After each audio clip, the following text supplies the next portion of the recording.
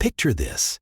A messenger collapses at the gates of Athens, sandals worn through to bloody flesh, breath torn from his chest. He carries one word: fallen. The pass at Thermopylae is gone. Leonidas is dead. 300 Spartans and thousands of Greeks lie broken among the rocks, shields shattered, spears snapped, bodies pinned beneath arrows that once blotted out the sun. Now the largest army the world has ever seen marches south. A dark column of Persians snakes along the coast. They are coming for Athens. But this is not a story of defeat. It is the story of what happened next.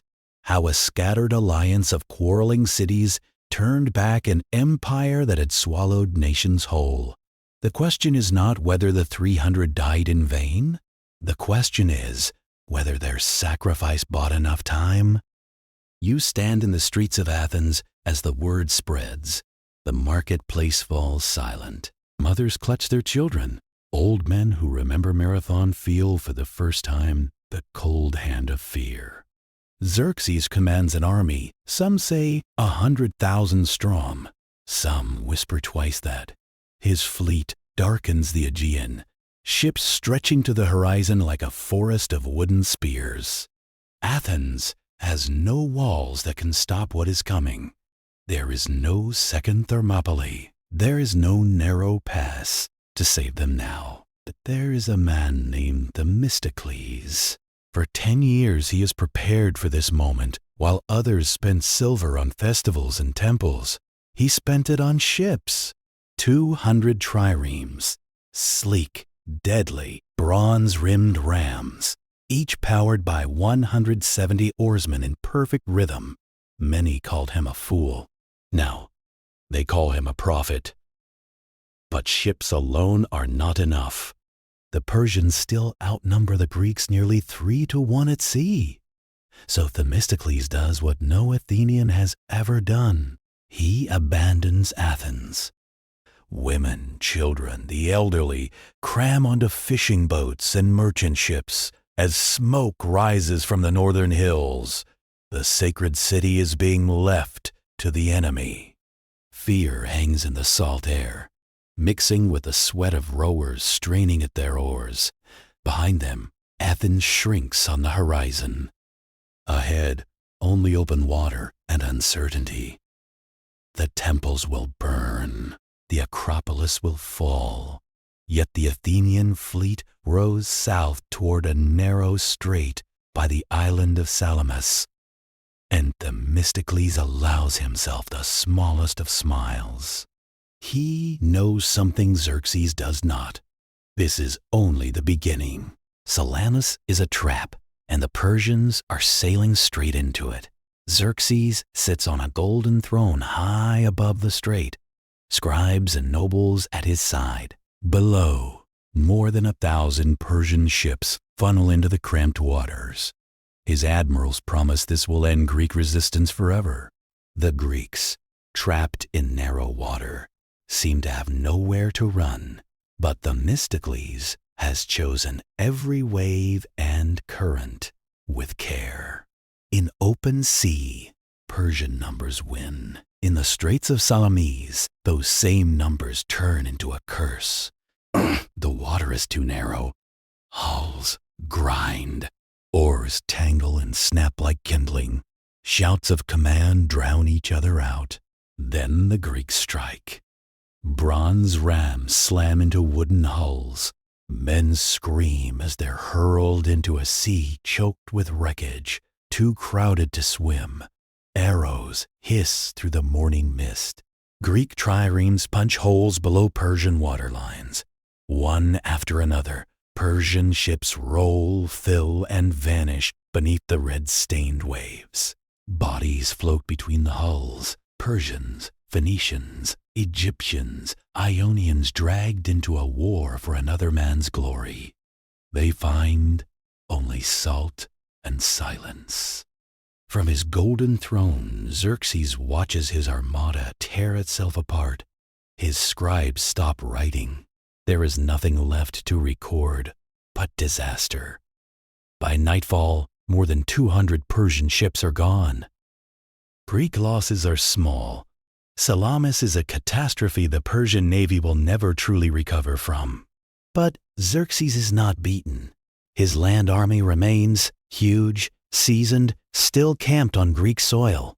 He has lost a battle, not a war. And the greatest danger to Greece is not Xerxes. It is Greece itself. The alliance is brittle, held together by fear and little else. Sparta and Athens have been rivals for generations. Their histories are soaked in mutual contempt. Smaller cities stand between them, unsure whom to trust. Even after Salamis, the cracks widen. Sparta wants to hide behind the Peloponnese. Athens has only ruins. If the alliance breaks, Xerxes wins without drawing another sword. Something still holds them together. Hatred of the invader, perhaps, or the memory of the 300 who died at Thermopylae. Their sacrifice would mean nothing if Greece abandons itself now. Xerxes withdraws, but not in shame. He leaves his finest general Mardonius with hundreds of thousands of elite troops to finish the job. Xerxes returns to his palaces. Mardonius is no fool. He sends envoys to ruined Athens with an offer like a blade between the ribs. Join Persia, rule Greece. We will rebuild your city grander than before. The Athenians listen. They have lost homes, temples, and kin. Sparta offers them demands, not help. Why not accept the hand of the empire that burned their world? In the assembly, tension hangs thick as smoke from ruined altars. Veterans of Salamis stand beside men who want peace at any price. The future of Greece hangs on their voices. Then Aristides rises. Calm, worn, unyielding. He speaks for the dead at Thermopylae. There will be no deal with Persia, not because Athens is strong, not because victory is certain, but because bowing to Xerxes would betray every man who held that narrow pass. The offer is rejected. The war goes on. If stories like this grip you, stories history books rarely tell this way, support the channel, like, subscribe, and tell me what country you're watching from. We're building something special here at History Without Borders. The summer of 479 BCE arrives heavy with heat and the promise of blood. Mardonius camps near Plataea on a broad plain made for Persian cavalry.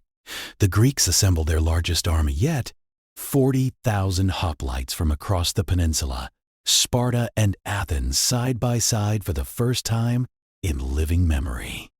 Their commander is Pausanias, a Spartan regent and nephew of Leonidas. He carries his uncle's ghost on his shoulders. You can see the weight in his eyes. For 11 days the armies stare at each other across the plain. Neither moves. Mardonius sends cavalry to cut supplies and poison wells. The Greeks begin to starve.